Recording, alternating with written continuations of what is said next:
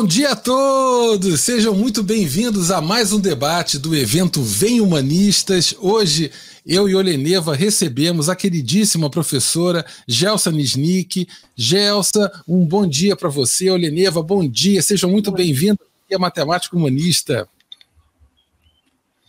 Bom dia a todos. Bom dia. Muito bom ter Gelsa aqui, eu acho que o público está já atento.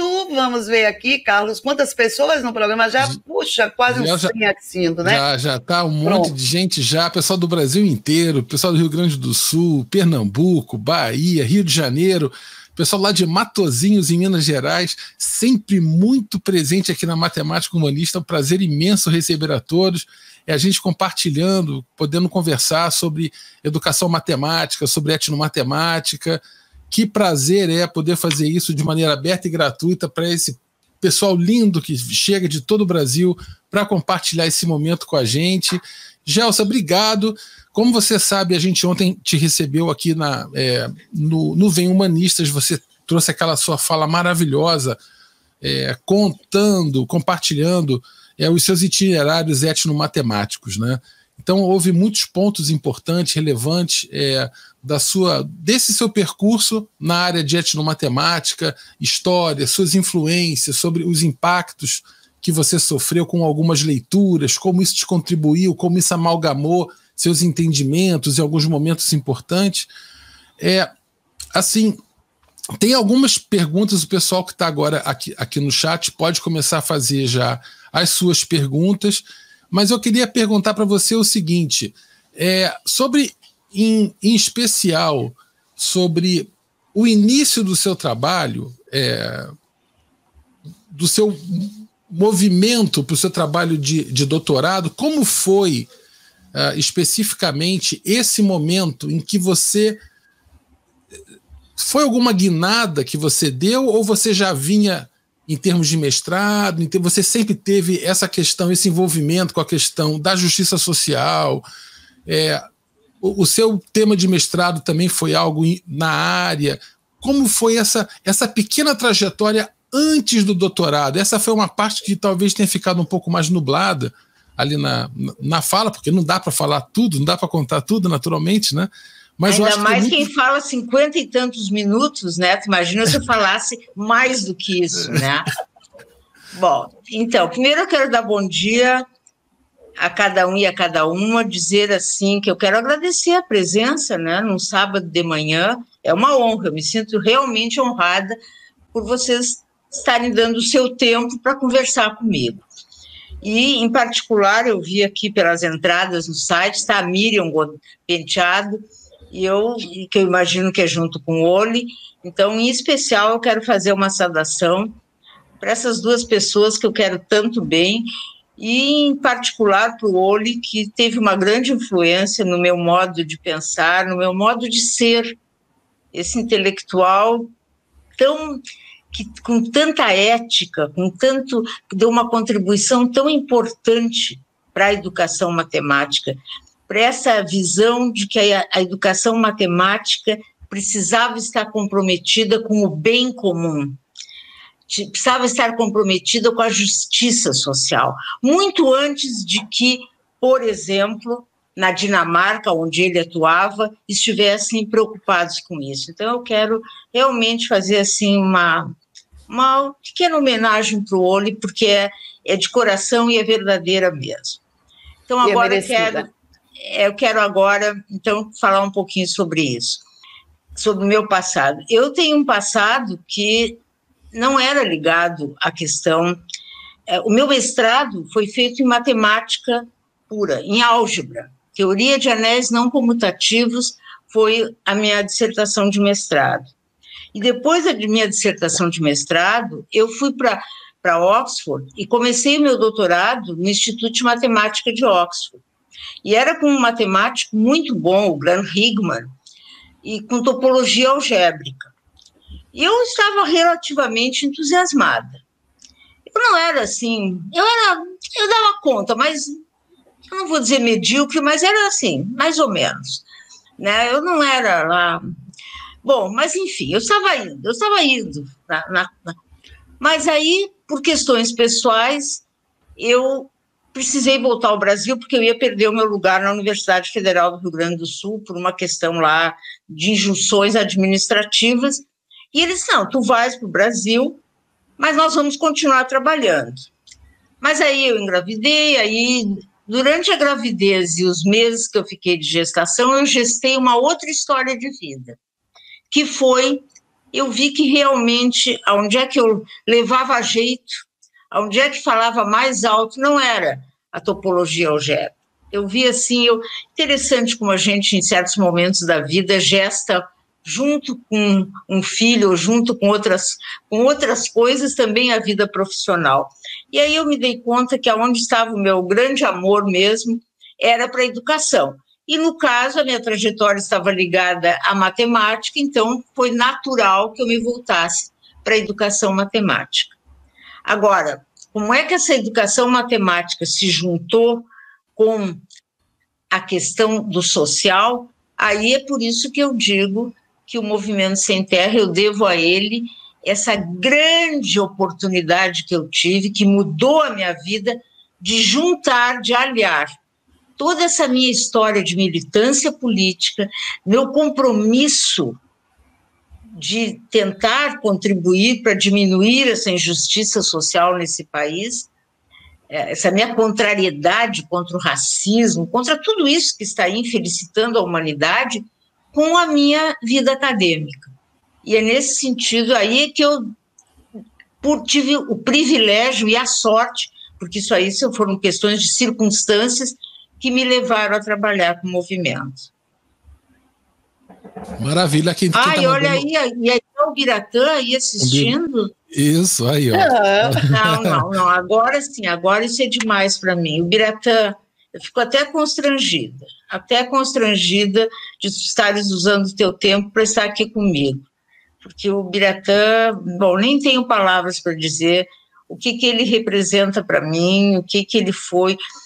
O que ele foi e o que ele é para mim até hoje, o que eu levo dentro de mim, tudo que eu aprendi com ele, não só academicamente, em termos do que ele é como ser humano.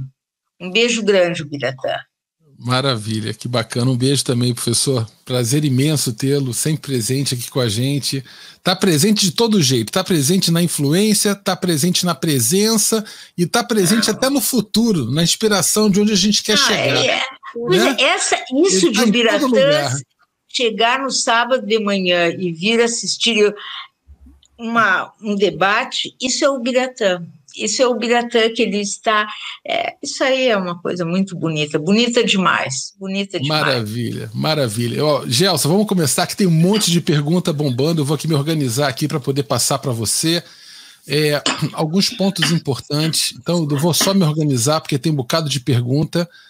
Eu vou começar... A Miriam está escrevendo aqui que é sobre o Sebastiani, não é? Eu não sei se foi a Miriam que escreveu aqui, eu estou lendo, a Oleneva, eu acho que colocou. Sim, vou colocar aqui. Sim. Foi um dos fundadores do programa de pós-graduação em Educação Matemática em Rio Claro, exatamente. Sim. Ele foi um grande pesquisador, eu ontem, na minha fala, me referi a ele, porque eu acho que ele fica um personagem dentro da educação matemática, uma figura muitas vezes na sombra. E eu acho isso uma injustiça, porque ele merece essa visibilidade, porque tem grandes méritos. Maravilha. Gelson, vamos começar aqui, tem algumas perguntas aqui em cima no chat já, só dando uma olhada, tentar buscar. Tem um que pergunta se você pudesse comentar um pouco mais sobre similaridades, especificidades e diferenças entre matemática acadêmica, matemática escolar e matemática camponesa. Pois é. Eu não, quem é que está falando isso? Eu não estou. Tem tanta pergunta que eu perdi aqui já. Então, para o colega que está fazendo essa pergunta. Eu ontem falei rapidamente de como, a partir dos meus estudos de Wittgenstein, eu deixei de utilizar essa expressão matemática camponesa. pode ser que seja uma filigrana, pode ser que seja um detalhe do detalhe, mas eu fiquei mais confortável de não utilizar matemática camponesa do mesmo modo que matemática acadêmica. Porque a matemática acadêmica é um corpo de conhecimentos com axiomas, ela tem toda uma gramática, teoremas, ela tem toda uma gramática constituída. Então, é diferente disso que eu chamava, de uma maneira que eu hoje penso um pouco aligerada, de matemática camponesa. Porque a matemática camponesa não tem esse conjunto de práticas, ela não é da mesma natureza que a matemática acadêmica. Então, não havia nenhum pecado mortal de chamar matemática camponesa. Mas eu me senti mais confortável de trabalhar com essa ideia a partir de Wittgenstein. Eu me senti, do ponto de vista assim, de um refinamento teórico, mais confortável de trabalhar com jogos de linguagem da matemática acadêmica, que eu já falei, eu acho que na minha fala, mas eu vou voltar aqui, que eu estou chamando, vamos para simplificar, práticas da matemática acadêmica, que é os jogos de linguagem, mas vamos simplificar, práticas, e também práticas da matemática camponesa. Elas não são as mesmas, mas elas se parecem, que é o que o Wittgenstein chamou de semelhanças de família. Elas são praticadas em diferentes formas de vida, uma é na academia, outra é nos assentamentos, nos acampamentos, nas formas de vida do movimento sem terra. Então, formas de vidas diferentes, tem práticas sociais diferentes, tem jogos de linguagens diferentes, mas eles se parecem. Eu não estou dizendo com isso, e eu acho que aí volta uma ideia que ontem eu mencionei, eu estou dizendo que antropologicamente elas se equivalem. Eu não estou dizendo que uma é melhor que a outra, nem que uma é mais consistente com a outra. Não é isso. Eu estou dizendo só, se eu quiser pensar adiante, que sociologicamente, no nosso mundo hierarquizado, socialmente, perverso, tem uma que vale mais. Agora, quando eu digo que é diferente, a matemática não é só um conjunto de práticas sociais, ela tem um corpo de conhecimento que eu não estou dizendo que isso torna ela melhor, eu só estou reconhecendo que ela tem esse corpo de conhecimento. Morro de medo de dizer isso na frente do Biratã. Já vou dizendo para vocês de antemão, me encolho toda, mas o que eu vou fazer? É o que eu ando pensando. E eu gosto de dizer uma coisa que muitos de vocês, que por acaso já me escutaram alguma vez, devem já ter me escutado, mas eu vou repetir. O meu entusiasmo não é proporcional às minhas certezas. Então, eu falo com entusiasmo, mas tudo pode mudar, né? Porque é o que eu estou pensando nesse momento. Até aqui é o que eu estou pensando. Se eu vou pensar sempre assim, eu vou continuar estudando e talvez assim como a história da matemática camponesa que eu recuei. Eu pensei assim, vamos lá, quem sabe tu pensa um pouquinho melhor, se ao dizer matemática camponesa, tu tens a mesma força. Bom, então é isso. Maravilha. O Luiz pergunta aqui uma coisa bacana. Eu gostaria que a professora Gelsa me ajudasse a entender o que o Andy Wilroy, em seu trabalho com um grupo de carpinteiros, considera o paradoxo da etnomatemática. Luiz, eu vou ter que ficar te devendo essa. Tu sabe por quê, Luiz? Porque, Luiz, isso está no meu livro. E eu, ontem, de noite ainda, eu pensei, eu tinha que rever todo esse capítulo da etnomatemática, porque lá está essa discussão do paradoxo da etnomatemática. Eu quero dizer que, por questões de cunho pessoal, eu não tive condições de abrir, então eu não me lembro qual é o paradoxo da etnomatemática, eu vou ter que ficar te devendo com toda sinceridade, eu não tive condições de rever esse meu capítulo, não tive mesmo. Eu adormeci em cima desse material, estava muito cansada. A vida, sabe, a vida de verdade exige, às vezes, coisas da gente. Eu estava muito exausta. Então, eu passei uma semana muito difícil, então, realmente, eu vou ficar, infelizmente, eu vou ficar te devendo. Se tu queres, depois tu me escreves, tu pode colocar o meu e-mail, aí eu vou dar uma olhada. Claro que eu sei sobre ela, mas eu não lembro qual é agora o paradoxo. E aí a gente pode conversar, tá bom? Me desculpa. Maravilha. Depois eu coloco na descrição aí do vídeo lá no YouTube o seu e-mail direitinho, não tem problema. O pessoal. Tá, e ninguém se aborreça se eu demoro um pouquinho para responder, porque eu tô às vezes nem sempre dá na hora, tá? Tranquilo. Ó, tem a pergunta aqui, na verdade, Gelsa, da Ana Rebouças, mas na verdade tem outras pessoas fazendo a mesma pergunta, que é quando você, na sua fala de ontem, você em algum momento, você destaca justamente essa questão que você falou anteriormente, há pouco, e a questão que dá contramão da pesquisação que você falou. Sim.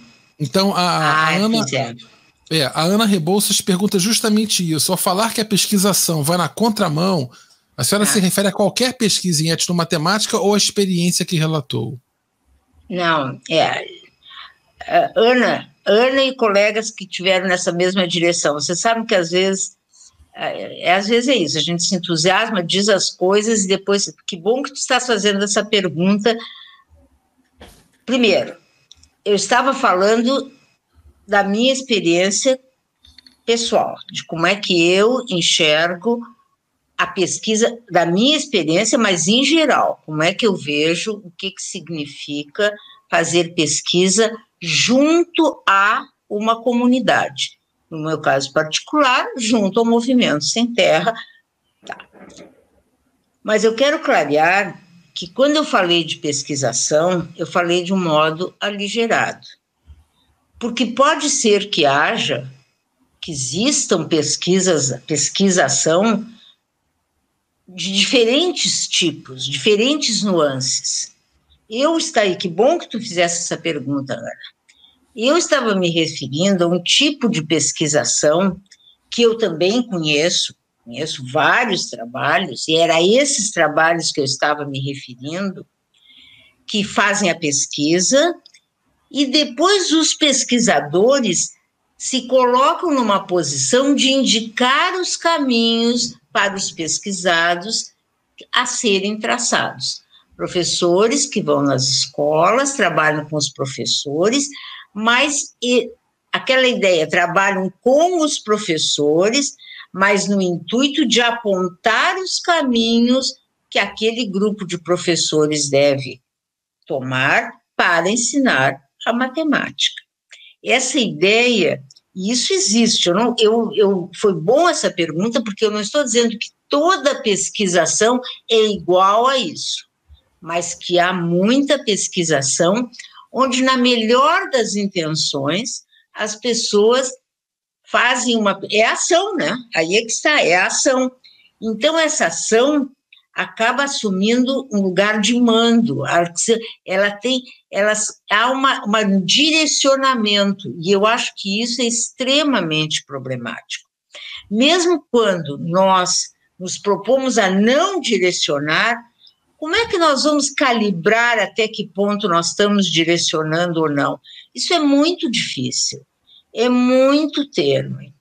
E eu acho que, nesse ponto, eu tive o privilégio de ser controlada pelo pessoal do Movimento Sem Terra. Eles, mesmo que eu quisesse controlar, ali eu quisesse assumir, dar uma influência, ali não tinha vez, ali era bem claro que eram eles que tinham o mando. Porque essa é a questão. Ali sempre houve e há uma clareza, que eles é que estão fazendo o importante. Eu só estava ali para ajudar, eu só estou ali, e isso segue igual, isso não é só comigo. Então, ali há uma interdição dessa possibilidade do intelectual avançar para além do seu lugar. E eu acho que em outros espaços não há essa interdição. Eu não sei se fui deixei um pouco claro o que eu queria dizer. Mas não é toda pesquisação. Eu disse de uma maneira aligerada, que bom que a Ana e os colegas me permitiram corrigir esse aligeramento que eu fiz. Não, maravilha. Tá show de bola. A gente tem perguntas aqui, muita pergunta aqui interessante. Estou aqui escolhendo aqui uma ordem, tentando, como a gente fala brincando, tentando chipar. Você sabe o que é chipar, Gelsa? Não. Chipar é assim, por exemplo, você tem uma pessoa chama Carlos, a outra chama Juliana, aí eles estão namorando, aí chama de caju, caju é o casal, é chipar, é juntar, então eu tô querendo chipar perguntas aqui. Tá bom, vai lá. Tô fazendo um exercício aqui de conjunção conceitual, Gelsa. Então, olha só, tem uma pergunta muito bacana aqui, que eu estou querendo localizar, que é o seguinte, eu vou falar, enquanto eu busco, eu vou falar um pouquinho do Wittgenstein. O Wittgenstein, ele pessoal, muita gente no chat conhece, talvez alguns não conheçam, mas ele foi um grande filósofo e, assim, dentro da contribuição dele, teve dois momentos que o pessoal se refere como sendo bastante distintos. Um primeiro, quando ele escreve o Tratatus Lógico-Matemático, que foi uma obra de grande impacto, inclusive na filosofia da ciência, influenciou muito o Círculo de Viena, teve toda... Claro. Né, uma grande influência até na questão da organização científica na primeira metade do século XX, mas em um segundo momento ele escreve justamente esse livro Investigações Filosóficas, né, Gelson? Esse daqui é o cara, né, o livro, e ele fala sobre essa questão, ele muda, ele até nega Exatamente. o que ele havia colocado no seu primeiro momento, né? E aí o que eu acho interessante é isso, é como que esses grandes pensadores, eles partem para uma direção, de repente eles se reposicionam e repensam, e aí tem uma pergunta, eu fiz esse preâmbulo aqui, que tem uma pergunta do Getúlio, que é justamente essa, eu estou querendo localizar aqui a pergunta dele para botar na tela, mas o que ele pergunta teve um segundo Wittgenstein, mas teve uma segunda Gelsa? Em algum momento teve alguma... eu gostaria... Bom, essa aí foi boa. Não, deixa eu dizer o seguinte, em primeiro lugar, eu quero fazer um comentário sobre o Wittgenstein.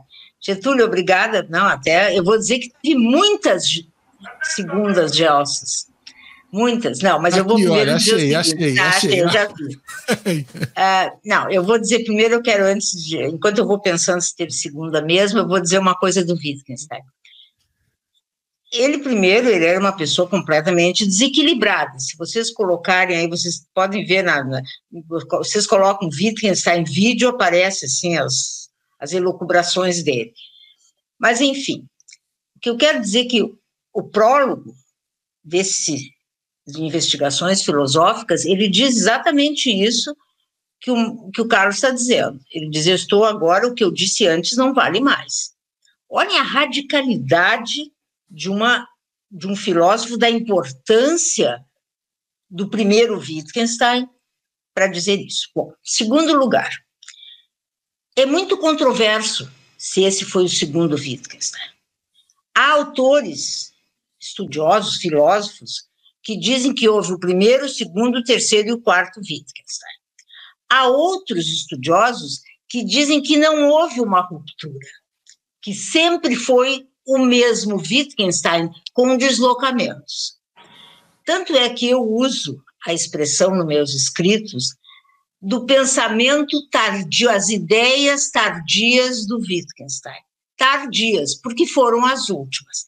Para não entrar nessa polêmica, porque eu quero dizer que eu nunca consegui entender bem se eu devia ser do quarto, se eu devia ser do segundo, se eu devia dizer do mesmo, porque isso são, de fato, eu não sou filósofa, nem domino isso, então eu não consegui entender qual era a discussão nesse nível tão alto filosófico para entender esses detalhamentos da obra do Wittgenstein. Então eu vou dizer, se houve a segunda Gelsa, eu vou preferir dizer que talvez eu vou pensar como uma continuidade com muitos deslocamentos. Eu acho que eu não diria assim, eu estou negando tudo que eu pensei, porque eu acho que não foi essa a minha trajetória. A minha trajetória foi no sentido de eu penso assim, mas agora o que eu posso pensar mais? E aí eu penso assim, e aí eu vou pensar mais um pouco. E vou pensando, não foi no sentido de dizer isso que eu pensei, nunca mais eu vou pensar. Mesmo essa ideia mais radical de deixar de utilizar a ideia de matemática camponesa, nesse sentido podia ser negar o que eu estava usando, mas não é negar todo um pensamento, é uma filigrana, é um conceito, é um nome que eu estava mudando, tá? Eu acho que, então, eu não diria assim que não é uma ruptura, eu nunca fiz, eu acho, talvez não tenha tido coragem, talvez não tenha tido capacidade de fazer uma ruptura, mas eu enxergo, não é deslocamentos, é alargamentos de pensando, acrescentando outras ideias, não é? Eu acho que é isso. E agora, ultimamente, eu tenho me interessado muito por questões assim voltando mais assim para questões do mundo social novamente, mais com a sociologia crítica novamente. Eu tenho estudado bastante o pensamento do Frédéric Gros, que é ele tem trabalhos muito ligados a Foucault, mas também a outros autores, né? Ele tem obras, ele ainda é vivo, contemporâneo, porque o que está acontecendo nesse mundo não nos permite deixar de refletir sobre as injunções do mundo atual, né? Não sei no que vai dar, mas é nisso agora que eu ando mergulhando um pouco.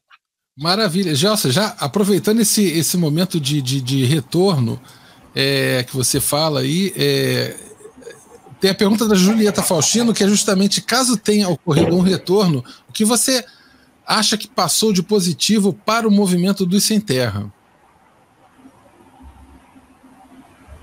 Eu nem sei. O que de positivo? Eu nunca me fiz essa pergunta. Bom, eu vou dizer uma coisa, dos alunos, quem passou por mim, eu acho que uma coisa talvez eu tenha passado, o meu entusiasmo por aprender matemática, isso sim. Eu acho que uma das coisas que eu sempre escutei, a matemática é difícil, não gosto de matemática, e isso nas minhas aulas, porque eu sou uma pessoa que gosto de ensinar, tenho prazer disso, e os meus alunos, outros também, não só os do Movimento Sem Terra, o pessoal gostava de ter aula comigo, e eu também sempre gostei. Então, acho que esse prazer pela matemática, e eu vou dizer para vocês assim, que eu tenho, outro dia eu fiquei profundamente emocionada. Vocês imaginam que o Movimento Sem Terra agora lançou um banco de investimentos.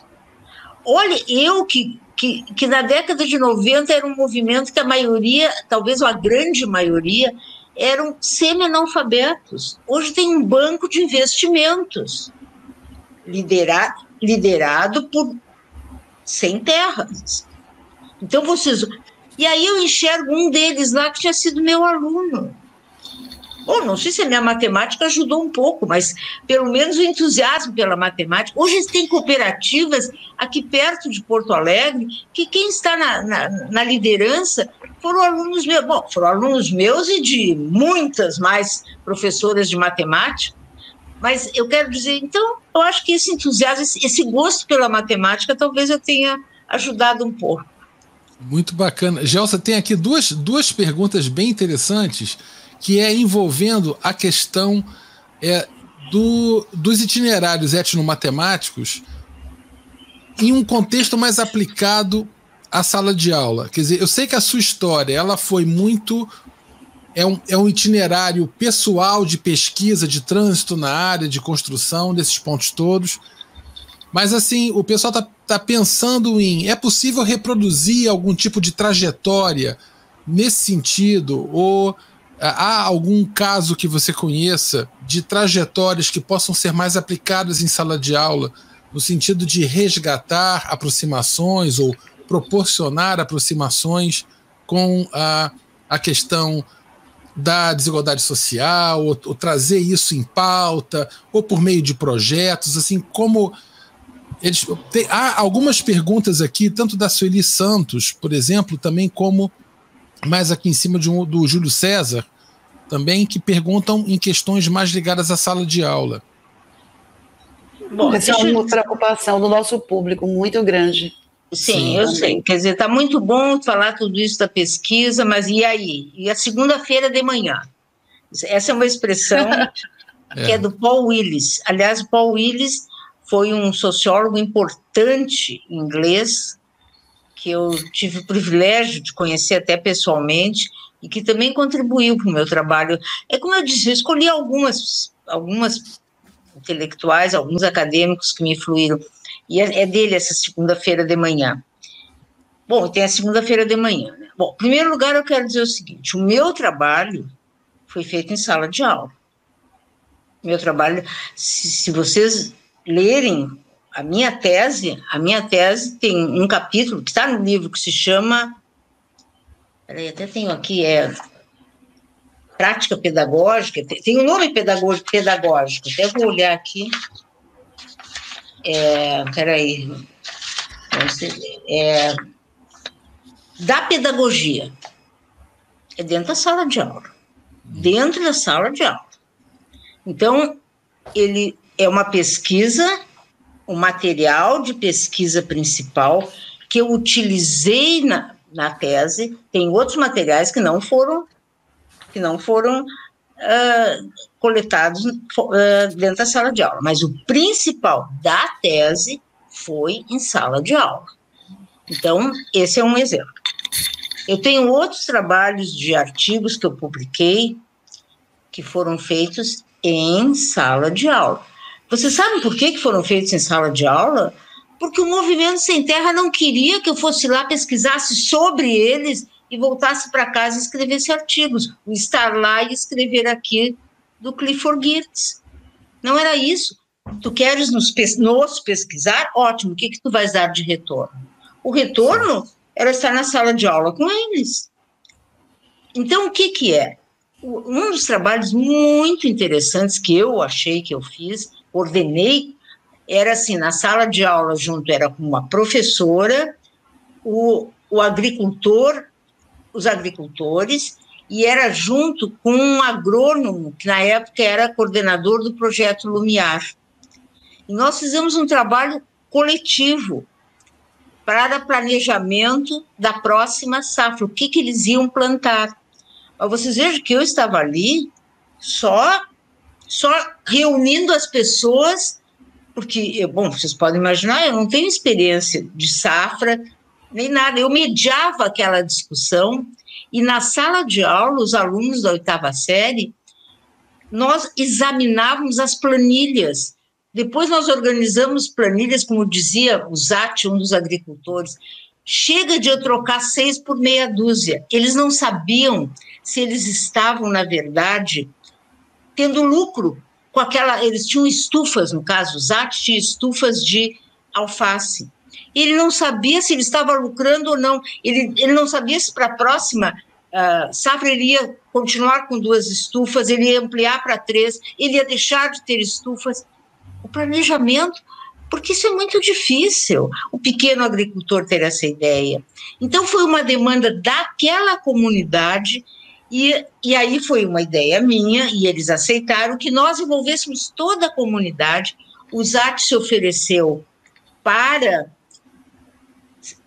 nos dar os dados, os alunos iam sistematicamente lá na sua parte da produção, nós acompanhamos, fizeram gráficos, e depois, o final do ano, foi uma assembleia geral da comunidade, onde os alunos apresentaram esses dados para todos, e houve uma grande discussão, foi muito interessante. Eu publiquei isso em algum artigo, sabe, e foi muito interessante, porque isso aí é uma história que eu gosto muito de lembrar. porque o Zatti, que era uma figura única, ele era, sabe, aquele informante-chave, como a gente diz na antropologia, né? Ele dizia coisas maravilhosas. E um dia ele disse, agora está muito melhor, porque o Vladimir, que era o agrônomo, ele já nos dava o peixe frito. Agora nós estamos aprendendo a fritar o peixe.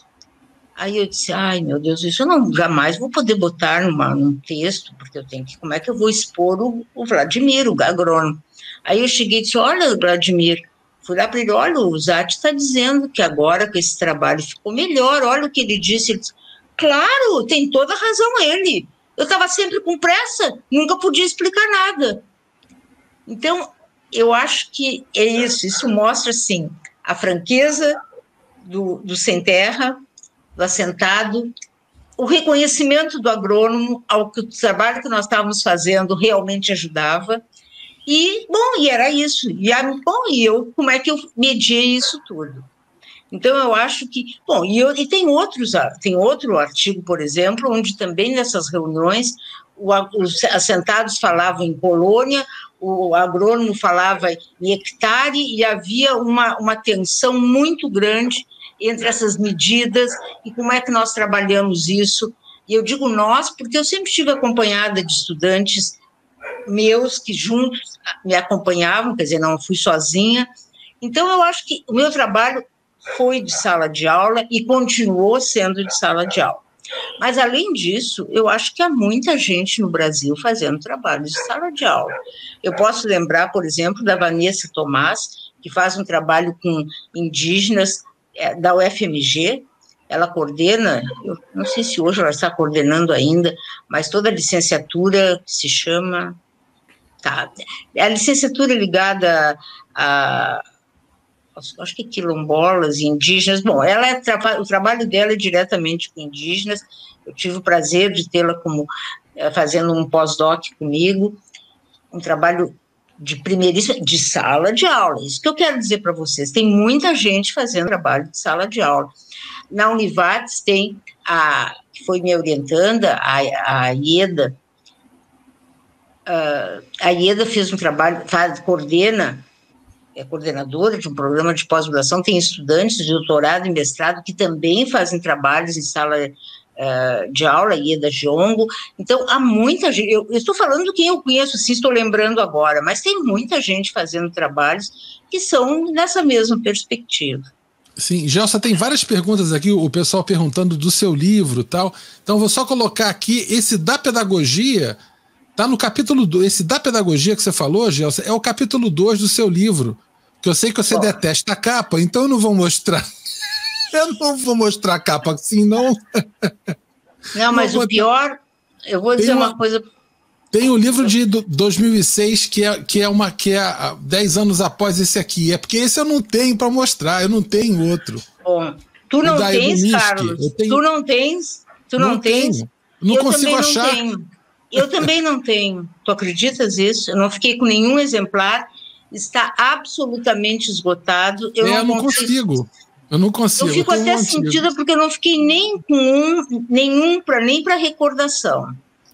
E é um livro, para mim, muito importante, porque é um livro que, depois de 10 anos, eu faço uma releitura desse primeiro, aonde eu consigo repensar cada capítulo e os deslocamentos teóricos que eu fiz nesses 10 anos. Para mim foi muito importante esse livro. Ele tem um significado, porque eu fui muito radical nessa reflexão, e foi muito importante esse livro para mim. Eu fui dando, sabe assim, dá, aí tu pensa que depois tu vai conseguir, e agora eu não tenho nenhum exemplar. Bom, nada, não ficou nada. Bom, e aí, se foi, ele não existe mais. Sim. Não, nem para mim. Eu tô doido para ler, para ler esse livro, porque, puxa, eu estudei tanto o seu livro de 96, que é esse daqui, eu tanto, e aí eu tô doido para ler esses 10 anos depois, deve ser uma delícia. Por exemplo, desses 10 anos depois, eu li a parte toda da sociologia do campo, porque ela ficou muito desatualizada, e eu achei que não valia a pena eu investir novamente da sociologia do campo, mas coloquei todo um capítulo sobre gênero e educação, que era o que eu já vinha trabalhando e relacionada ao meu trabalho da educação do campo, né? Do meu trabalho do Movimento Sem Terra, que eu já tinha material, mas na tese não ficou, então eu acrescentei esse capítulo. Então, tem várias modificações, né? Modificações não no capítulo, vamos dizer assim, nas linhas de fuga que antecederam cada capítulo. Mas eu não fiquei com nenhum. Então, infelizmente, eu estou tentando recuperar o conteúdo, não o livro físico, mas pelo menos o que tem dentro do livro. Isso é uma tentativa que eu estou fazendo, ainda não consegui. Ó, a Isabel Lucena está falando aqui, eu tenho, importantíssimo para minha tese. Então, Gelson, nós vamos promover uma visita à dona Isabel Lucena, para ver se a gente consegue pegar uma cópia desse livro aí, ver se a gente consegue. A Isabel, olha que Isabel, querida, que saudade de ti. A Isabel é uma das pessoas que faz, que bom que a Isabel está aí para dizer.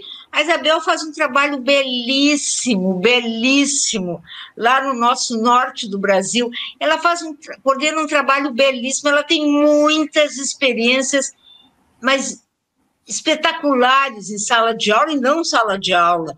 A Isabel é um exemplo de trabalhos de etnomatemática, mas assim, como exemplares. Está aí, ó. Está aí a Isabel. Olha. Que bom que a Isabel apareceu para eu me lembrar do nome dela.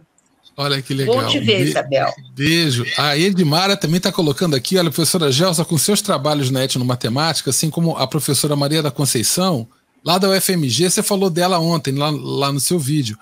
Não. Os estudos sobre o numeramento desenvolvem trabalhos excelentes, foram referências do meu mestrado. Olha que bacana.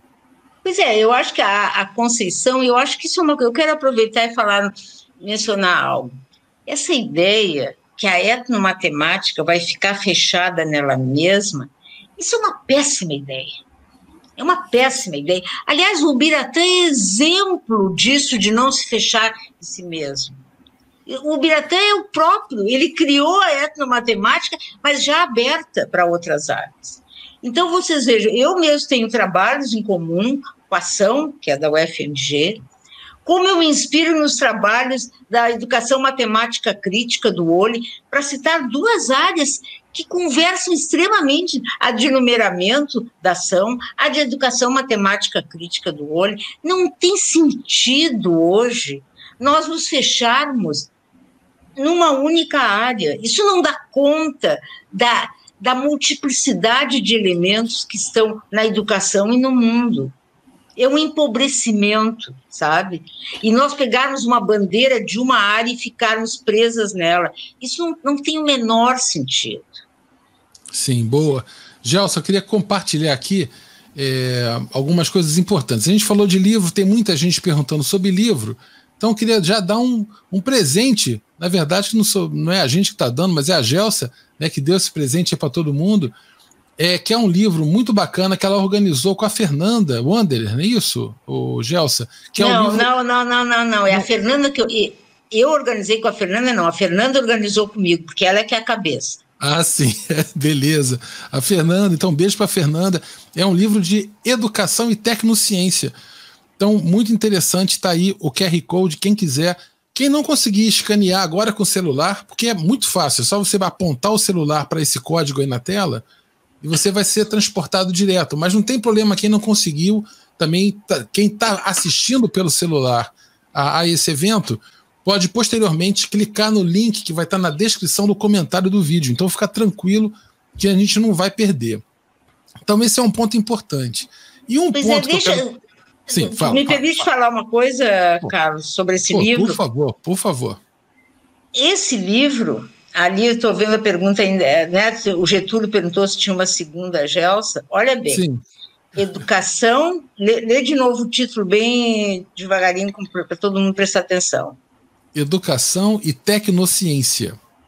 Tá bom, olhem bem. O que isso tem a ver com etnomatemática? Tem tudo a ver.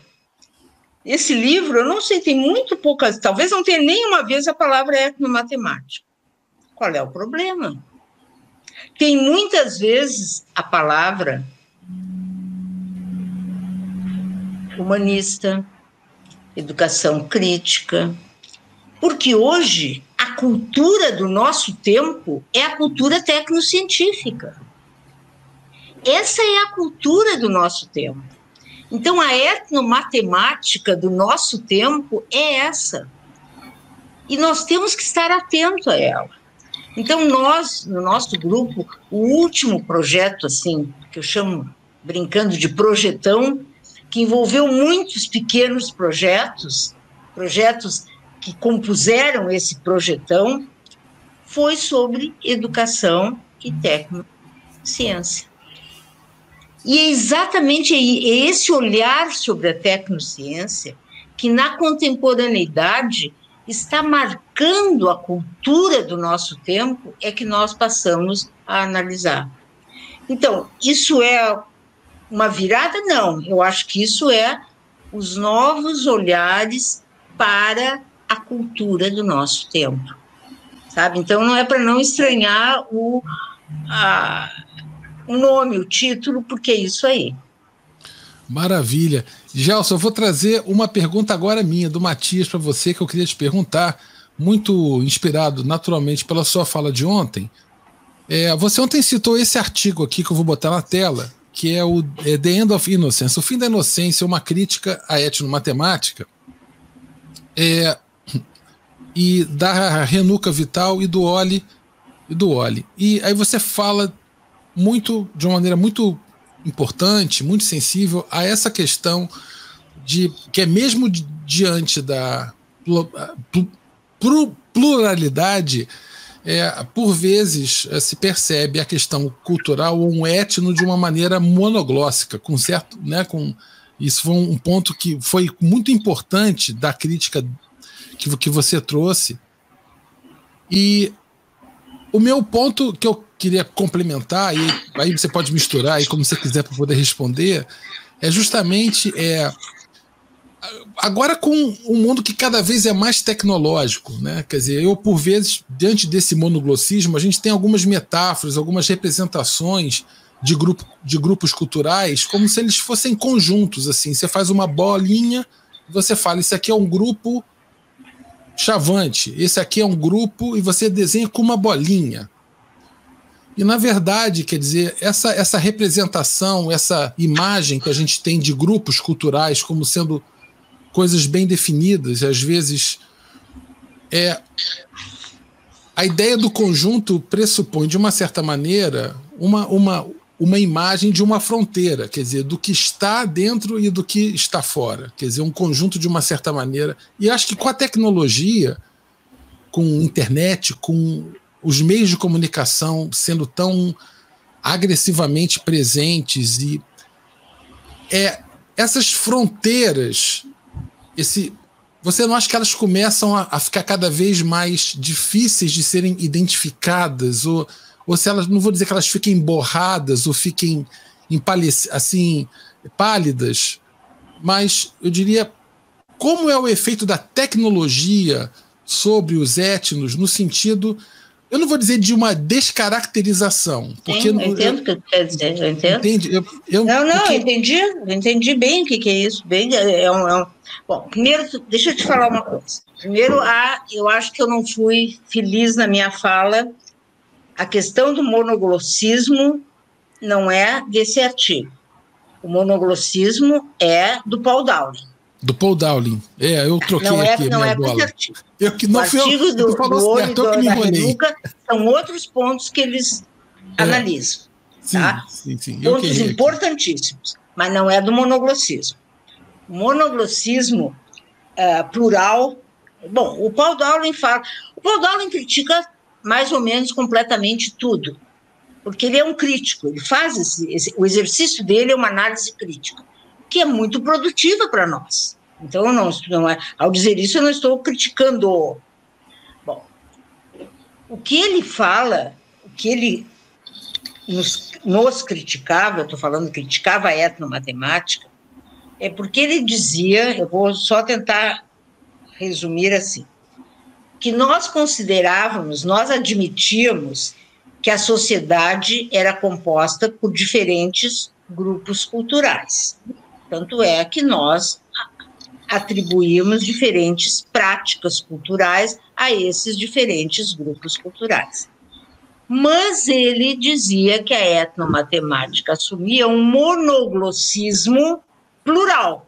Plural porque havia diferentes, mas era monoglossismo porque era dentro de um mesmo grupo, nós o tratávamos como uma unidade. Porque ele criticava lá Bom, ele fazia, porque ele dizia que outras tendências matemáticas eram monoglossicas, tratavam com... Bom, aí ele fazia uma outra análise, que não vem ao caso agora, nós discutimos. Agora eu quero voltar ao que tu estás dizendo.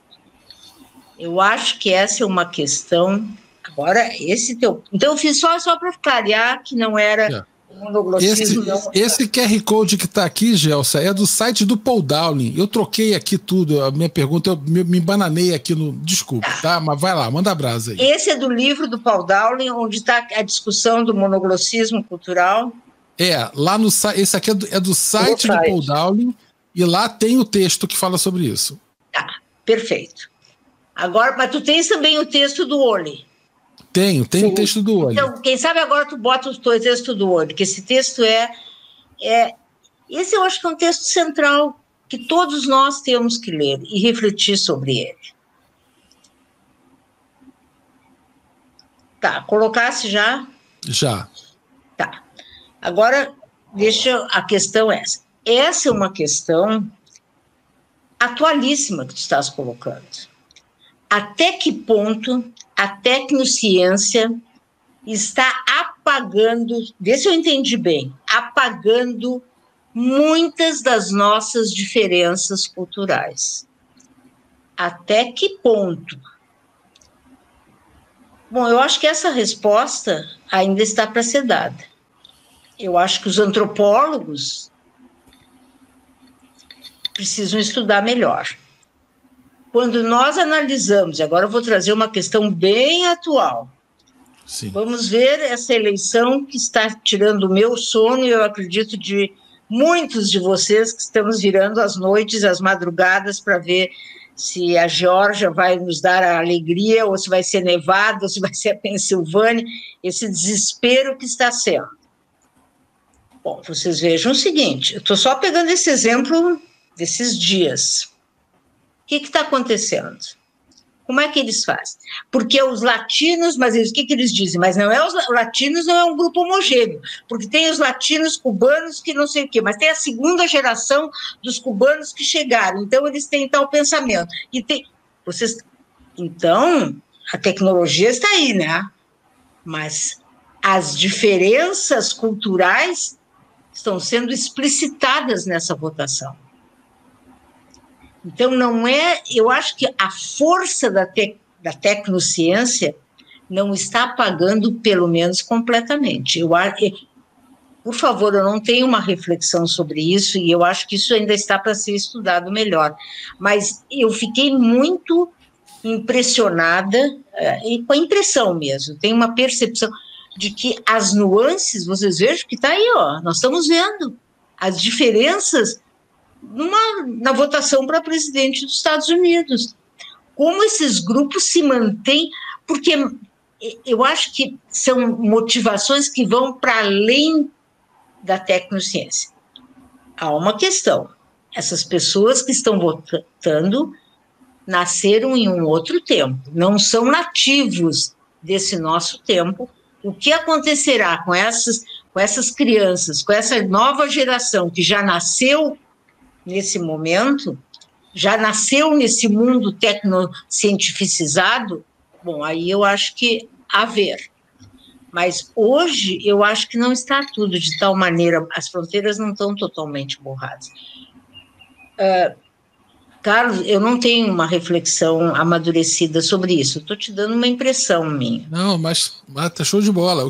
Eu fico, às vezes pensando se essa questão desse avanço da tecnologia, se em algum momento pode até gerar, quer dizer, dentro dos grupos culturais, se por um lado pode gerar algum tipo de não vou dizer descaracterização, que eu não gosto dessa palavra, mas eu digo talvez até mudar as próprias relações de poder dentro do próprio grupo, às vezes, que vão querer se reposicionar para se manter intacto, ou para se isolar, ou para manter uma identidade.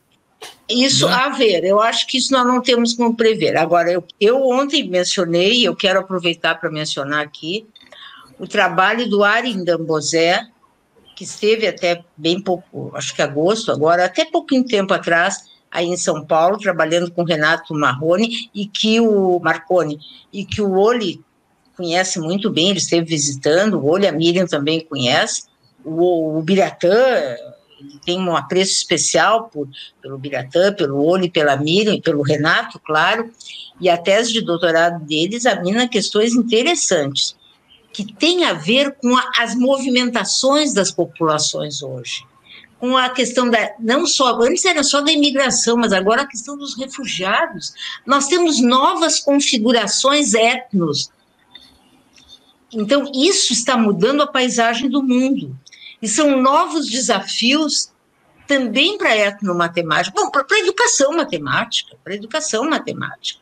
Tem a professora Cynthia Nicole, da Universidade da UBC, University of British Columbia, no Canadá. Ela tem trabalhos há muito tempo num campo de refugiados do Nepal. É uma outra realidade, não é? Quem são os refugiados vêm de diferentes etnias. E é um trabalho interessantíssimo, que nos traz lições sobre como trabalhar com diferentes grupos culturais que convivem no mesmo espaço. Então, eu acho que tem muitos desafios aí, porque, bom, nesse mundo que está em constante movimentação e cada vez mais injusto. Talvez um aprendizado, Gelsa, muito importante seria mesmo lidar com as diferenças e com as possíveis mudanças, né? Porque nada a gente pode garantir, né, do que vai acontecer com o que bombou hoje, né, a tecnologia. Esse espaço tem sido ocupado por vários grupos. Esses grupos trocam, né? Há uma dinâmica nesses grupos que facilmente é reconhecida, mas há uma identidade também, né, que se mostra com a tecnologia, tem aparecido mais. E a gente acaba não sabe se vai haver uma imbricação, se vai haver uma fragilidade nos limites, tá? Depois eu quero te fazer uma questão. Vai. Tem essa Isabel. Pergunta da Isabel Lara. Ela pergunta... Isabel, é isso mesmo, é isso aí. Pois é exatamente isso que eu estava falando, exatamente, Isabel. É isso aí. Ele não fala bem em formas de matematizar, né? Ele fala, não é por meio de... É exatamente isso, ele fala de jogos de linguagem, exatamente isso que tu estás dizendo. Maravilha. Exatamente. Maravilha, temos um monte de perguntas aqui. Não damos conta. Não dá, tá. Olha, tá. A Giovana está colocando aqui, um dos pontos positivos, sim, sem dúvida, foi a valorização do conhecimento matemático do MST numa época que ninguém falava e pesquisava sobre as importâncias do MST. Olha só. A Giovana, que foi minha aluna de doutorado, que hoje está lá longe, e que fez um trabalho de doutorado muito interessante, sobre Ciências Sem Fronteiras, fez um trabalho assim, um trabalho belíssimo, saudade dela, saudade que está longe de nós aqui do Sul. Um beijo, Giovana. Maravilha. Renato também está colocando, professora Gelsa, fiquei encantada com sua fala de ontem acerca da importância de publicarmos artigos, nos tornarmos professores pesquisadores é importantíssimo para as práticas pedagógicas. Esse reconhecimento... Renata, deixa eu te falar uma coisa. Eu ontem falei da importância de publicar artigos, só que eu não fiz o contraponto de dizer, por favor, não caiamos na tentação do produtivismo, porque isso aí é a desgraça que está assolando a academia, porque esse produtivismo não vai levar a nada. Ou vai levar ao desastre da produção do conhecimento. Mas você salientou, sim, ontem. Eu cheguei a salientar? Sim, salientou. Ainda bem. Mas isso é o que mais tem, Gelsa. É a vida por uma linha, por mais uma linha no látis. Passa por cima, destrói. Às vezes faz uma pequena mudança, escreve para cá e para lá, troca o nome. Isso é o que mais tem. Isso daí. Mas eu não critico os jovens que estão fazendo isso, porque eles são fruto desse nosso tempo que está, é isso aí. Eu acho que é difícil se contrapor a toda uma racionalidade que está aí, a toda uma pressão que está aí. Então, é difícil se contrapor a isso, mas eu acho que tudo que se puder fazer para nos fortificarmos, para não cairmos nessa tentação, devia ser feito, porque é muito ruim isso é muito ruim para a academia, para nós mesmos, né? Porque é muito nefasto. Que bom, já nem me lembrava que eu tinha falado sobre isso. Ô, Gelsa, uma questão, posso colocar, Carlos, agora? Manda a brasa. Uma questão que eu sempre sou contatada para responder uma questão. Por que etnomatemática é um programa? Né? Apesar disso parecer uma coisa óbvia, parece que não é para todos o porquê etnomatemática é um programa. E você veio trazer críticas, você apresentou ontem diversas leituras que contribuíram, né, para criticar etnomatemática e que também contribuíram para fortalecer esse programa de pesquisa. Se você pudesse falar um pouquinho sobre isso, é possível? Deixa eu te dizer assim, eu entendo e eu considero a matemática um programa, porque é um programa de pesquisa. E um programa de pesquisa, a etnomatemática é um programa de pesquisa. Isso. E como um programa de pesquisa, ela exige estar aberta, alerta a toda e qualquer crítica, porque eu entendo a crítica como um alerta a possíveis problemas que uma perspectiva de pesquisa possa ter. Hoje eu falei, por exemplo, na pesquisação.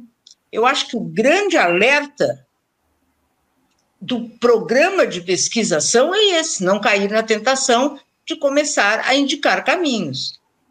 A etnomatemática também precisa estar sempre alerta a, por exemplo, a não glorificação do saber popular, há muitas outras questões. Ele é um programa de pesquisa? Isso não é questão de considerar ou não considerar um programa de pesquisa.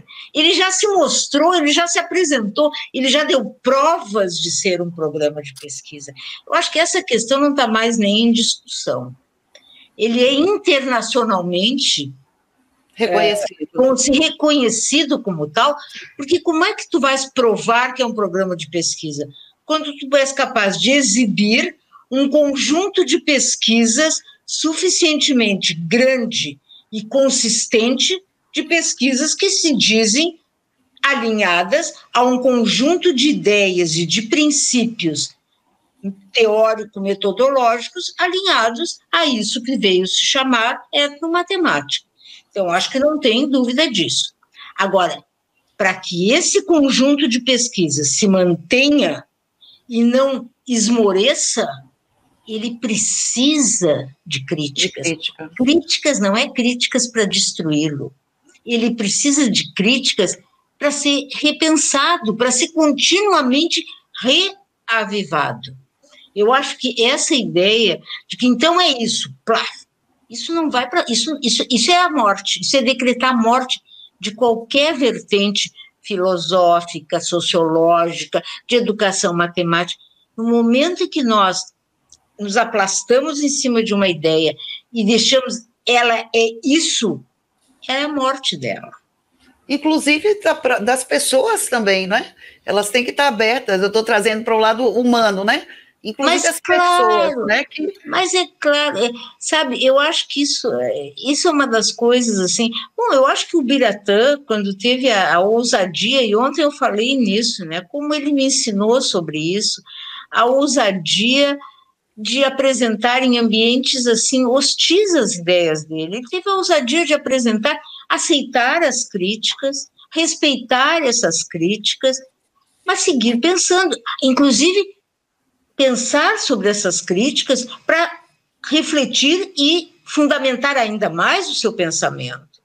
Então, eu acho que a crítica ela é sempre positiva, porque no momento em que, eu digo sempre para os meus alunos, quando eu digo assim, não vou criticar, o que eu estou dizendo? É porque não vale a pena, não vai melhorar mesmo, então eu já vou deixar assim. A crítica é acreditar que o outro é capaz de ir para frente, melhorar, claro. Então, eu acho que a crítica é extremamente estimulante. Nós não precisamos assumir uma atitude reativa frente à crítica. É o contrário. Eu sei que isso é difícil. Às vezes também eu também me chateio, às vezes. Claro, a gente fez o melhor que pôde, e aí vem alguém e diz, não, isso aí está tudo ruim. Não, é ruim receber a crítica num primeiro momento, mas a gente tem que pensar, sabe, não pode ser tão suscetível emocionalmente e pensar que uma crítica ao trabalho da gente é uma crítica pessoal. Eu não gosto de ti. Não é disso que se trata. Um caso, só para ilustrar aqui, há muitos anos, talvez mais de 10 anos, eu enviei um e-mail ao Biratã e disse, puxa, eu tive um trabalho reprovado. O trabalho foi avaliado como excelente por um avaliador, foi avaliado como péssimo pelo outro avaliador, foi para um terceiro que preferiu reprovar. E ele me respondeu apenas isso: quantos trabalhos você acha que eu já tive reprovados? Vai em frente, manda para outro lugar. Aí mandou e foi aprovado. Né? Eu não acredito que o Biratã teve trabalho reprovado. Não, isso ele foi querido contigo. Eu acho que ele quis ser querido contigo. Ele quis ser querido contigo. Eu acho que sim, porque quando você tem uma proposta tão que afetou tanto o pensamento de uma época e que ainda afeta um pouco, ele deve ter seus trabalhos reprovados, eu acredito. Eu estou brincando, né? Mas a gente quase inacreditável. Mas o primeiro trabalho que eu enviei sobre a minha tese, ela não tinha terminado ainda. Eu mandei para uma boa revista, eu estava cheia de entusiasmo, achei que era bom. E era elogioso, etc. e tal, mas disseram que não podiam publicar porque só tinha autores estrangeiros. Então, vocês vejam assim, outro dia, não sei onde é que eu tinha que falar sobre isso, sobre a questão, já sei, foi numa entrevista que fizeram comigo, que depois, que vai ser publicada num livro até. Perguntavam sobre qual era a minha postura sobre as teorias decoloniais, etc. e tal. Então, eu fui acusada de ser eurocêntrica, num certo sentido. Vocês vejam que isso é uma atitude, porque eu usava autores só estrangeiros. Quer dizer, isso é um patrulhamento que não tem o menor sentido, porque nós temos autores franceses, ingleses, que têm posturas absolutamente anti-eurocêntricas. Não é porque eles nasceram ou são filhos de pais europeus. Quer dizer, é um essencialismo perverso, inclusive. Mas vocês vejam que, às vezes a gente tem azar. Claro que eu fiquei chateada, era o primeiro trabalho, e aí já veio, mas é da vida, né? E tive muitos outros também, né? E aí, por que eu coloquei isso também? Porque você estimula que haja uma produção de qualidade. Eu vi que muitos no chat se colocaram satisfeitos com a sua sugestão. Você alerta também que não seja uma produtividade pela produtividade só porque tem que produzir, porque precisa disso. E é interessante também que a gente saiba que às vezes é aprovado, às vezes é reprovado, e que essa crítica sempre deve ser um estímulo para continuar pensando, pesquisando, aprofundando, melhorando e escrevendo mais e mais e mais, entendeu? Uma vez eu perguntei para um jovem pesquisador perguntei, escuta, como é que tu tão jovem, já tens uma carreira assim, exponencialmente, tão rapidamente grande? Como é que é isso? Ele disse, olha, quando eu escrevo um artigo, nem é da nossa área, quando eu escrevo um artigo e ele é reprovado, e me mandam as razões, eu me sento e trabalho para melhorar o artigo. Mas, sabe, eu tenho uma colega de sala, ela fica 6 meses parada, ela fica paralisada, ela fica tão triste, ela entra numa depressão. Então, é isso aí, a atitude com quem tu vai enfrentar as críticas. Porque ele se sente estimulado. A colega fica desanimada. Perdeu 6 meses de tempo de pensar. Sim. Maravilha. Pessoal, deixa eu só compartilhar aqui rapidamente para o público presente o link de confirmação de presença. Ele vai ficar aberto até 12h30. Até 12h30. www.matematicahumanista.com.br/debate. Então está aberto o link para confirmação de presença. Não precise ir agora desesperado, não. Espera, daqui a pouco o programa está acabando, aí você vai lá com calma, dá aquela confirmada na presença nesse link que está aí, tranquilo, não tem problema nenhum. Vou aproveitar aqui, Gelson, olha só que bacana, que a gente vai ter justamente agora nos dias 9 e 10 de novembro. Olha que quem a gente vai receber aqui, vou pedir licença para botar na tela rapidamente, deixa eu tirar aqui o banner. A gente vai receber a Eliane Santos e a Alcione Fernandes. A Eliane vai falar sobre dicas das matemas de várias etnos, caminhos para a decolonialidade do currículo escolar, e a Alcione vai falar sobre etnomatemática na formação docente, utopia e realidade. Então, essa vai ser a fala lá no canal Vem Brasil, que é no dia 9, e aí no dia 10 de novembro, aqui na Matemática Humanista, o debate. Tá? O debate é no dia seguinte aqui, como a gente está tendo hoje com a professora Gelsa. Então vai ser uma delícia, Gelsa. Para quem não conhece, Carlos, a Eliane é da Unilab e coordena também o GEPEN, que é um grupo interdisciplinar de pesquisa em etnomatemática, e vem também do GEPEN USP, e a professora Alcione trabalha com licenciatura na Universidade Federal do Tocantins. O objetivo desse debate é discutir um pouco a questão do currículo. Tá? As duas trabalham com etnomatemática no currículo das suas universidades, no ensino superior. Maravilha, vou botar aqui novamente o link da presença e temos mais perguntas aqui para a Gelsa. Tem uma legal do Getúlio, que é a seguinte, olha, Gelsa, ao tratar da história da etnomatemática, você fez referências importantes às inspirações do D'Ambrosio, aproximou etnomatemática e humanismo. Gostaria que falasse mais a respeito. Obrigado. Bom, Getúlio, eu acho, agora na frente do Biratã, quem sou eu para falar sobre o Biratã na frente dele? Mas eu vou falar. Eu acho que o Biratã, antes de mais nada, é um grande humanista. O Biratã é um grande humanista. Se eu tivesse que dar um adjetivo para o Biratã, ele é um humanista. E eu vejo a matemática humanista, ela não é a mesma coisa, ela não é não é a mesma área, não é exatamente, ela não coincide com a etnomatemática, assim como a matemática humanista não coincide com a educação matemática crítica. Elas têm nuances diferentes, mas a superposição delas, e eu quero incluir aí, junto, além da humanista, a educação matemática crítica, elas têm superposições muito grandes. Elas têm ênfases um pouco, elas têm ênfases que podem variar. Assim, elas têm pequenas ênfases, mas os propósitos, quer dizer, vamos dizer assim, no limite, o que busca a etnomatemática? Um mundo mais justo, um mundo anti-xenofóbico, um mundo antirracista, um mundo anti-homofóbico, um mundo um mundo mais humano, menos injusto. A matemática humanista, que intenção desta ela não compartilha? E a educação matemática crítica, igualmente. Então, os propósitos dessas diferentes áreas são os mesmos. Então, eu não vejo muita...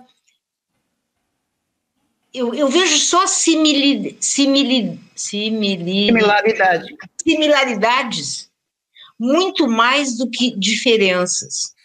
Eu acho que a etnomatemática, ela emerge numa época em que a diversidade cultural, e eu não estou chamando ainda de diferença, eu gosto muito de trabalhar com essa diferença entre diversidade cultural e diferença cultural.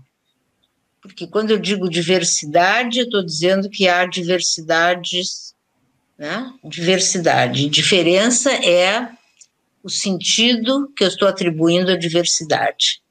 Então, mas enfim, a etnomatemática está interessada na diversidade e no sentido que eu atribuo a essa diversidade, isto é, a diferença cultural. Numa época, antes de que muitos outros estivessem atentos, antes que outros, eu digo que os estudos culturais emergissem, antes que outras áreas, não estou falando dentro da educação matemática, estou falando outras áreas da sociologia, da filosofia, estivessem atentas para isso. Então, isso foi a etnomatemática. A pedagogia crítica, ela já vem, a educação matemática crítica, assim como eu percebo, e o Woolley, vem de uma outra vertente que não é a dos estudos culturais, mas elas se encontram, elas têm convergências. E a matemática humanista também, então eu vejo mais do que nós demarcarmos o que difere, eu estou interessada em ver em que ela se aproxima. E não me parece que nos interessa, agora isso me parece, demarcar diferenças. Por isso que eu aprecio demais esse trabalho que a Oleneva e o Carlos estão fazendo, de juntar forças, porque esse mundo está muito perverso. Nós estamos piores, o mundo está pior do que estava há 20 anos, pior do que estava há 50 anos, nós estamos vivendo pior, o mundo está pior. Então, eu fiquei encantada, eu não conhecia esse trabalho conjunto, não sei se a Oleneva e o Carlos trabalham há muito tempo juntos, mas eu não conhecia esse trabalho, só recentemente. E eu acho que eles estão prestando um favor, eles estão prestando um benefício para a comunidade, quando eles não estão interessados em saber, bom, mas espera aí, essa pessoa que eu estou convidando, ela é mais humanista ou mais etnomatemática? Isso não interessa, do meu ponto de vista. Não interessa, porque é uma postura frente à vida e frente à educação matemática e frente a qual é o lugar que a educação matemática pode ocupar no âmbito da educação, no âmbito da escola e, portanto, perante o mundo. Legal, Gelson, obrigado pelo carinho aí. Eu falo para você uma coisa, aqui na matemática humanista, eu já, por vezes, tive participando, colegas que eu chamo para poder participar, que a gente tem discordâncias, pensamos diferentes em relação a vários pontos, sabe? E assim, eu tenho muito prazer de receber e dar voz a essa pessoa, por vezes para falar algo até em que eu pessoalmente não acredito, mas que eu sei que é de relevância para esses tantos jovens que estão aqui no chat. Eu não digo não só esses daqui do chat, mas todos os que participam do programa e que são livres, são seres livres para escolherem. Eles são livres. Então, isso assim, é outra coisa. Então, eu quero... A ideia, quando a gente fala em compartilhar isso tudo, não é um trabalho em termos, quase uma catequese. Vamos chamar os humanistas, vamos chamar... Não, mas por vezes, chamar pessoas para a gente falar de temas da área de educação matemática e uma perspectiva sensível ao outro, de querer estar com o outro. Então, esse é o ponto para mim que é fundamental. Não é muitas vezes o pensamento teórico, a base teórica, a referência. Isso daí para mim é totalmente secundário. Sabe? Agora falando aqui da matemática humanista do programa, não da filosofia. Mas assim, eu te agradeço muito e eu fico feliz. Eu estou no momento. Esse ano está sendo pessoalmente um ano tão difícil para todo mundo, né? E para mim, pessoalmente, até da minha própria relação com a educação, eu estou assim, sentindo muito que essa parafernália toda aqui, Gelsa, ela é um ato de resistência, é a minha resistência, né? É a minha resistência e também a de Oleneva também, porque ela está aí com a Etnomatemáticas Brasil, a gente está nessa luta para realmente tentar manter alguma integridade do que estão dando tanta martelada, então é ecoar. Sabe o que é, Carlos? Tu falasse em catequese, e eu costumo dizer que nós não devemos, isso não é uma escola de formação de quadros. Escola de formação de quadros é a escola militar. Eles estão lá para formar quadros. Nós temos que combater isso, a uniformidade do pensamento. Nós temos que combater isso. Portanto, não é saber qual é a carteirinha que tu vais comprar, ou qual é o clube que tu vais te associar. Exato. E eu acho essa tua ideia, assim, de tu podes convidar, deves mesmo, eu acho isso de uma grandiosidade de alma tua. Pode ser que tu não concorde, mas deixa vir, não é deixa vir, convida para vir. Porque é importante dar espaço, porque é isso aí, não é escola, agora eu vou também usar catequese, mas eu acho que é a escola de formação de quadros. Eu acho excelente essa ideia, é isso aí, nós não precisamos, uniformidade é sempre burra, a uniformidade é burra. Ontem nós comentamos no chat, quando você falou de Ubiratã, em especial, algo que muita gente fala, Mafezoli, outros falam, mas que eu acho que ele consegue sintetizar muito bem o ser humano, e ele coloca um parêntese, ser verbo, não substantivo, um ser verbo, o ser humano, verbo, né? Que muitas vezes a gente fala ser humano, mas era o ser substantivo, e a gente impede que esse ser substantivo se manifeste como um verbo. A gente acaba inibindo esse verbo, essa ação desse sujeito. E penso que esse encontro feliz aqui entre a matemática humanista e a Etnomatemáticas Brasil vem exatamente de tentar abrir portas para que sejam verbos, sejam ação, expressem as suas ações, sem medo, né? Sim. Sem medo. Gelsa, que legal. A Miriam está botando uma pergunta aqui bacana, com um comentário legal, quando você falou daquela história dos refugiados, né? E assim, como pensar quando toda essa diferença, né, se encontra na sala de aula? Por exemplo, os refugiados frequentando a escola no novo país. Miriam, querida, eu acho que essa é a pergunta que eu não sei responder. Eu acho que esse é o desafio agora, né? Essa é a questão que nós não sabemos dar conta, nós não sabemos nem como dar conta, não é só na escola, nós não sabemos na sala de aula, nós não sabemos como dar conta na vida. Vocês vejam os conflitos que estão surgindo com esses refugiados que nos chegam aqui, nós aqui no Sul, não é? Bem da Venezuela, nós não temos, porque a situação é tão grave, porque nós não sabemos nem o que nós vamos fazer com os nossos pobres daqui, que estão passando fome. Aí, então, nós não sabemos o que nós vamos fazer com os nossos pobres na sala de aula. Aí nós temos os refugiados, acolher os nossos refugiados, que são pobres como os nossos pobres, que não falam as nossas línguas. Nós temos os nossos professores, que estão com salários aviltados, que estão aqui no Sul, agora fecharam novamente as escolas, mas que estavam tendo, no caso presente, que estar nas escolas, submetidos, inclusive, ao risco e acontecendo a serem contaminados com a Covid. Isso é uma desgraça total. Eu acho que não tem... Como é que nós vamos pensar essa diferença? Eu vou te dizer, nós estamos num momento, e eu entendo quando o Carlos e a Heleneva dizem que nesse estúdio é um momento de resistência, porque nós estamos vivendo um momento de desespero, de total desesperança.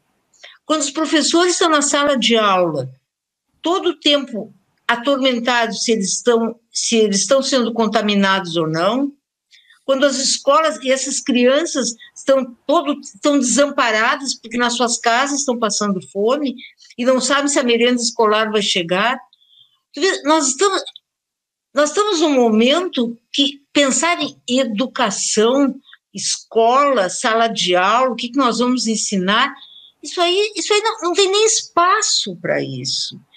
Então, é um momento tão dramático que nós estamos vivendo, que vocês sabem que às vezes é de desesperar. Eu, quando começo a me dar conta, quando a gente escuta os relatos da vida de verdade que está acontecendo. Essa é a vida de verdade da maioria da população, não é de casos isolados. Então, eu acho, eu não sei, não tem resposta. Tu quer saber o que me acontece? É de perder o sono, é de vontade de chorar, porque nós não temos o que fazer. Porque é um país onde não foi investido na saúde, e segue sem investir, em particular para essa pandemia. Não dou as menores condições.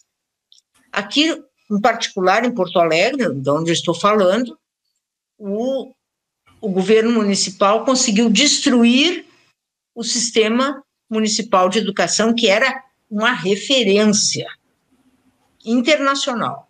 Está destruído. Cortou a carne da merenda escolar. Bom, eu nem vou entrar em detalhes. Reduziu o horário, bom, tudo que você pode imaginar.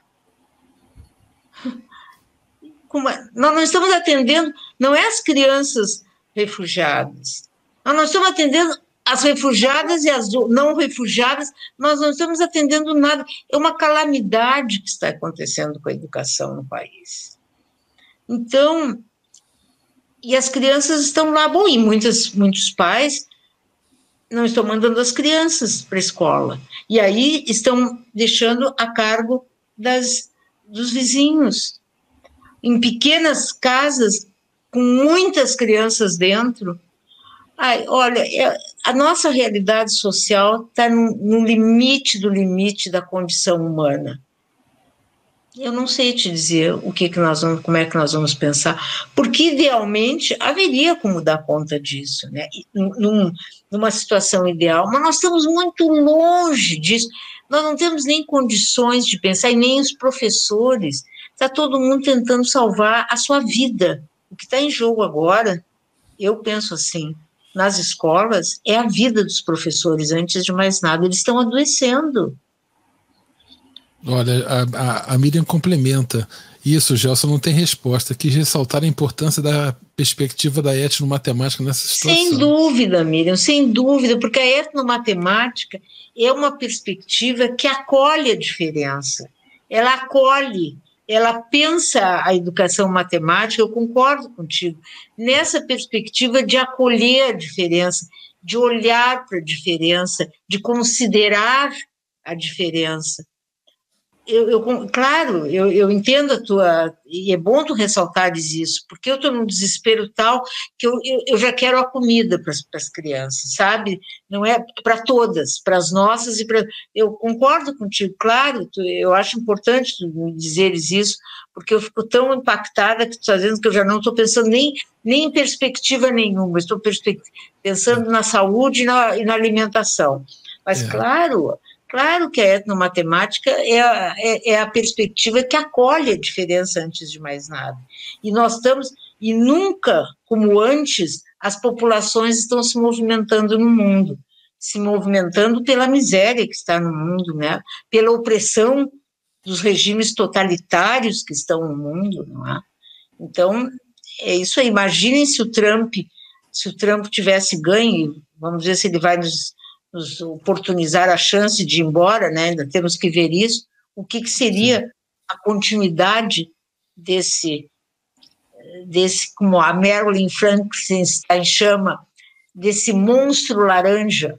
Eu gosto muito, The Orange Monster, né? O governo, a continuidade desse Orange Monster, né? Então, o que seria a perversidade dos que não são da supremacia branca, não é? Então, eu acho que é isso, né? Eu concordo contigo, claro que a etnomatemática é por excelência. O Biratã está colocando aqui, olha, o Milton Rosa tem 10 anos de experiência lidando com uma situação semelhante em Sacramento, na Califórnia. Ah, que beleza, eu não sabia que o Milton está trabalhando na Califórnia. Olha, que bom, que bom. Ele teve, acho que ele foi o doutoramento dele, eu presumo. Ah, não, é porque o Biratã escreveu, que beleza, que beleza. Sim, um abraço para o Milton e para o Daniel, tá sempre presentes aí também, um beijão para eles aí. Já tiveram aqui na Matemática Humanista, Gelson, foi um papo, foi uma delícia de conversa. Tá todo mundo. Bom, Biratã, que bom saber que o Milton, eu não sabia disso. Olha só, a Isabel Lucena está colocando aqui uma coisa bacana. Ó. Escolas estaduais no Pará suspenderam o ano letivo. E em Belém, após o retorno nos últimos 2 meses, as escolas municipais e particulares tiveram as aulas suspensas por conta do aumento de casos do Covid. Olha só.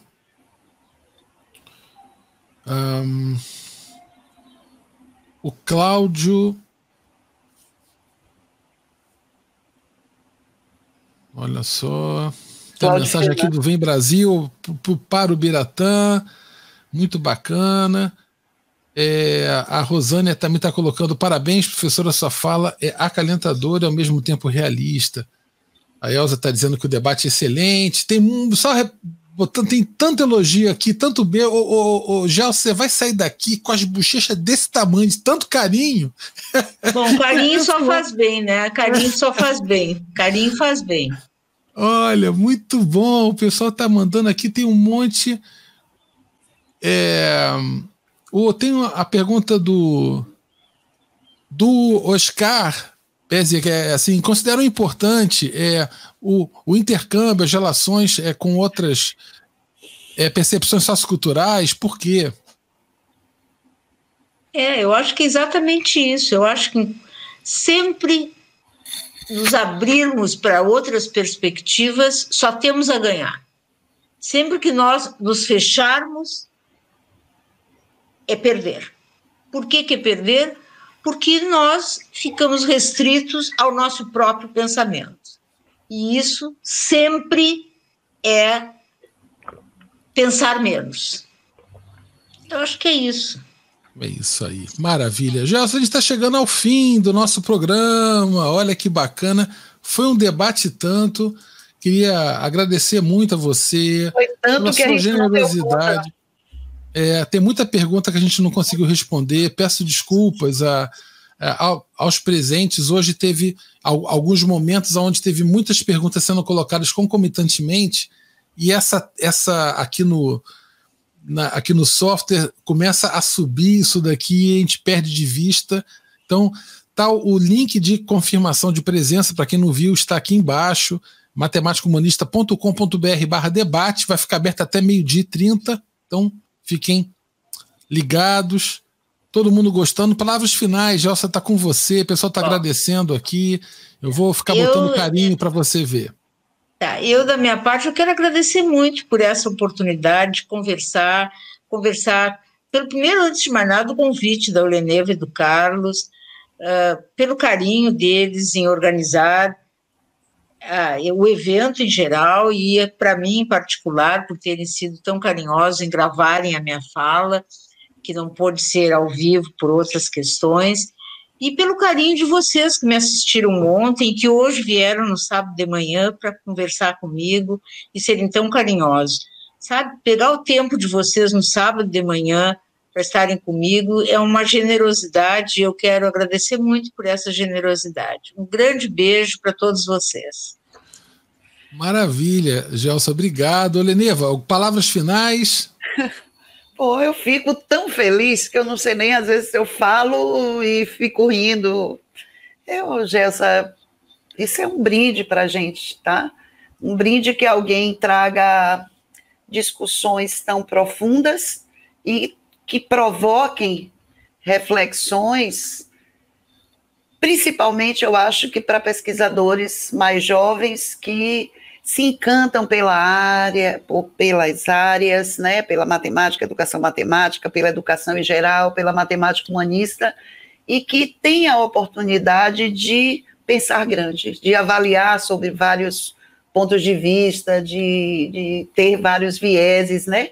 E você veio realmente enriquecer esse debate nesse dia. Foi... Pô, que felicidade, hein, Carlos? A gente sai daqui e ainda fica assim, ó, por um tempo.